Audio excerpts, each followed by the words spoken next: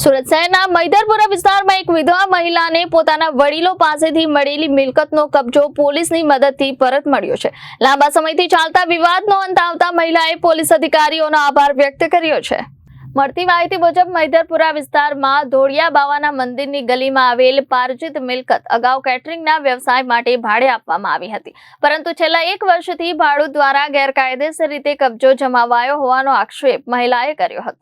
આ મુદ્દે મહિલાએ સુરત શહેર પોલીસ કમિશનરને મળી રજૂઆત કરતા એસઓજીની ટીમને તપાસ માટે મોકલવામાં આવી હતી। પોલીસના માર્ગદર્શન અને સમજાવટ બાદ ભાડૂતે રાજી ખુશીથી મિલકતનો કબજો પરત સોંપ્યો હતો। મિલકતનો કબજો પરત મળતા મહિલાએ પોલીસ કમિશનર સહિત એસઓજીના અધિકારીઓ અને પોલીસ સ્ટાફનો આભાર વ્યક્ત કર્યો છે।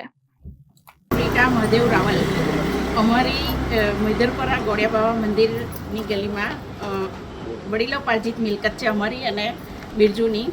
એ 5 વર્ષથી કેટરિંગનો ધંધો કરતા વિપુલ ઇન્દ્રવદન કંસારાને ભાડે આપેલ હતી। છેલ્લા 5 વર્ષથી ભાડું પણ નહોતો આપતો અને 2 વર્ષથી તો ઉપર કબજો કરી દીધો હતો। પોલીસ કમિશનર શ્રી અનુપમસિંહ ગેહલોત સાહેબને મળતા એમણે એસઓજીની ટીમને સાથે મુલાકાત કરાવી અમને અમારી જગ્યાનો કબજો અપાવ્યો છે।